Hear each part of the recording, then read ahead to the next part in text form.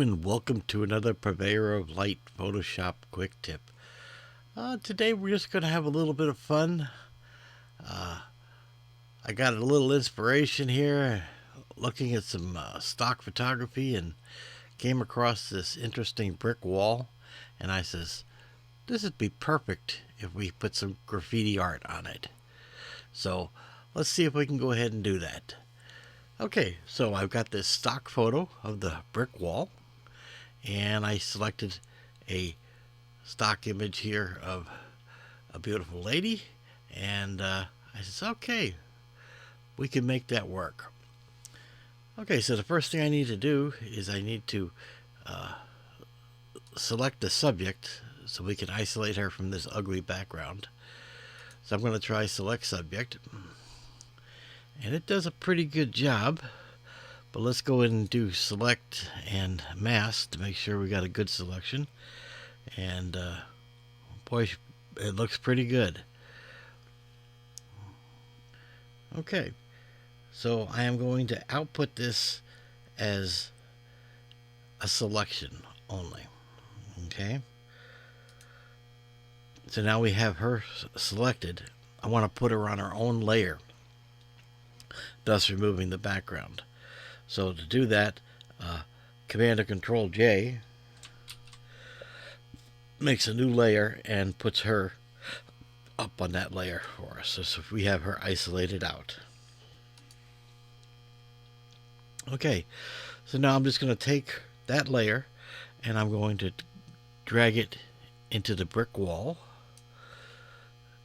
and position it how I want. I'm going to resize this, Command or Control T, and just resize it so that it's a workable size. And there we are. Okay, so the next thing we need to do is we want to work safely because we got to do some creativity here, so I want to convert her into a smart object. Okay, so right click on the layer and then say convert to smart object. This way we can come back, apply some filters and such and effects, and if we don't like it the way it turns out, we can come back and change it non-destructively. That's the whole purpose of smart objects. Okay, so in order to make her a graffiti on the wall, we need to have what is called the displacement map so that her image will take the shape and form of the brick wall. So I'm going to temporarily turn her off, and I'm going to select the background image, and I am going to Command or Control J to make a duplicate layer of the background. And I want to turn around and make a desaturated, so image, adjust, and desaturate, because I want a black and white image. And with that done, I want to soften this up a little bit too, because for some reason it works better if we soften it, give it a little blur. So Gaussian blur, and just a little bit of blur. You can see there's the original, and there's just a slight blur. Okay, and now I have that. And now the other thing about displacement maps is the more contrast we can put into it, the better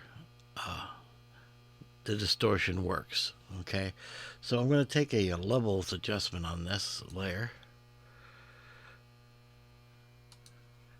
and I'm going to pull in on the dark slider and pull up on the white slider so I have maximum contrast. And that works pretty good. Okay, so now that we have increased the contrast, we've turned it into a black and white image, we need to save this particular layer as a displacement map. In order to do that, we can just pull down here and we can say duplicate layer. and we're going to make it a new document. Okay, so from the pull down, select new, and then we got to give it a name. So I'm going to call it brick wall displacement. Okay, and now if you look up top, you can see we now have a third document open with that name. And what we need to do is we need to save it as a PSD. Okay, very important. It's got to be a PSD. Nothing else will work. So we'll go up and we will save this as, and I'm going to put it, I just put it right in the graffiti yard. Make sure it's a Photoshop PSD. Very important, okay? Nothing else will work. And there we are. We have saved that as a PSD. Okay, so we can close this document because we don't need it anymore. And I can get rid of this layer and throw it in the trash as well. Okay, so now we're back. We got our displacement made. We're ready to go. So we turn back on our model here, and now we're going to do some work with her. Okay, the first thing we need to do is we need to, start the conversion to make her look like a piece of graffiti. And in order to do that, we're going to apply some filters. So come up to the FX panel down at the bottom, and then I want you to select stroke. Okay, and what I want you to do is make a black stroke. Okay, you can just click and change the color if yours is different. And the size, okay, you can change the width and to the thickness of the line that you want to have around her. Okay, and that works for me. I'm going at about 50 here and hit OK. Okay, so that gives us that little cutout poster effect.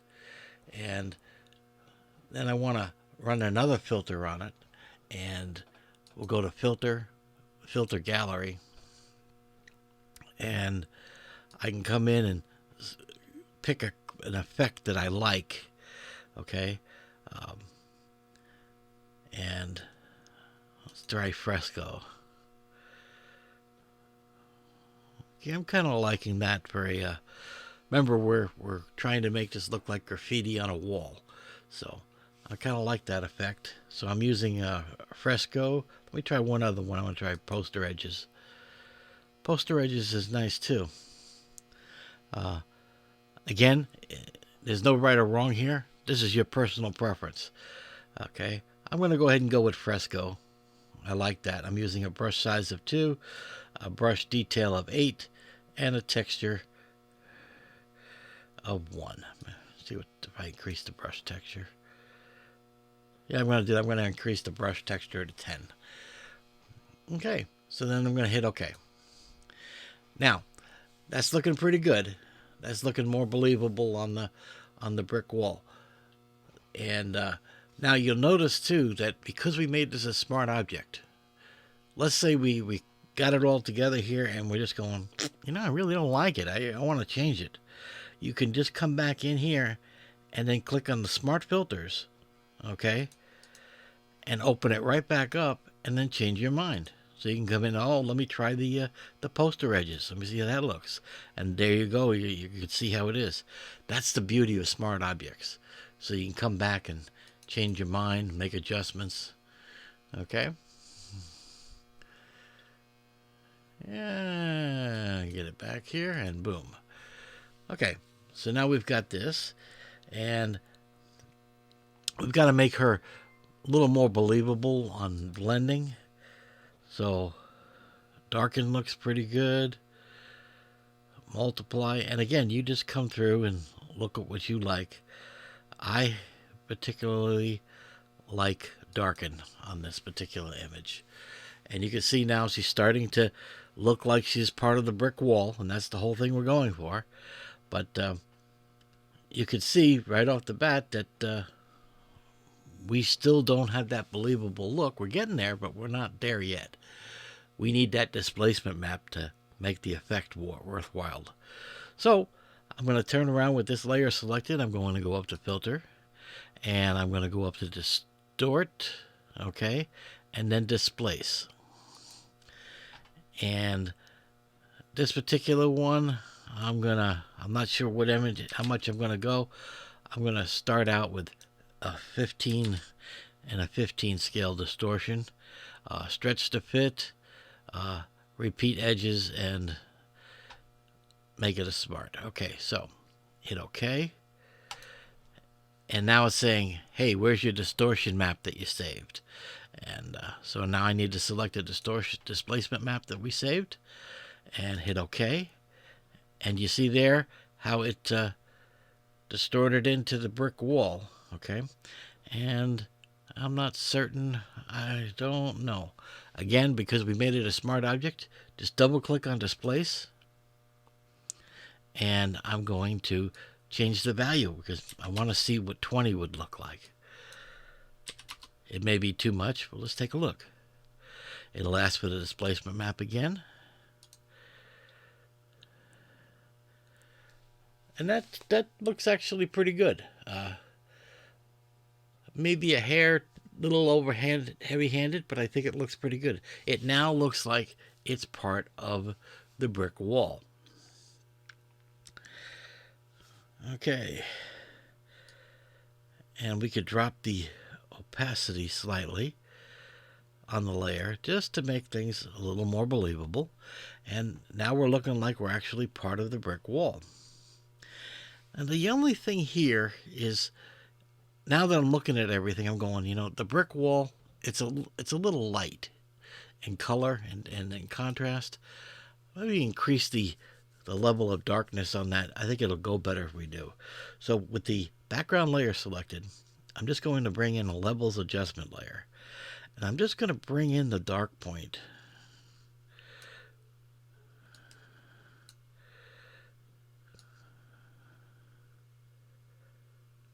Until I like the effect. Okay.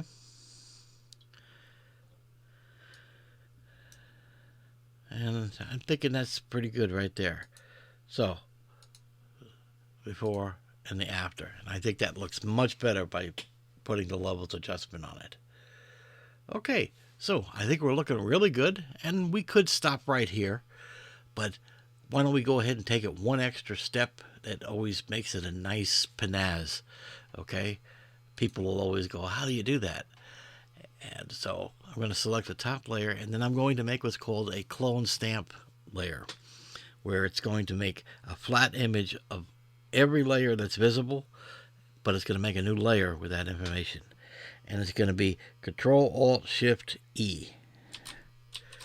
And that makes a stamped layer. Okay? So all the layers are off. And now I want to Command or Control T. And I want to right click in here. And I want to select perspective. Okay? So with that selected, I can grab a corner and I could start pulling the perspective on the wall how much I want. Okay. So this way I can make it the appearance that the wall is away from me.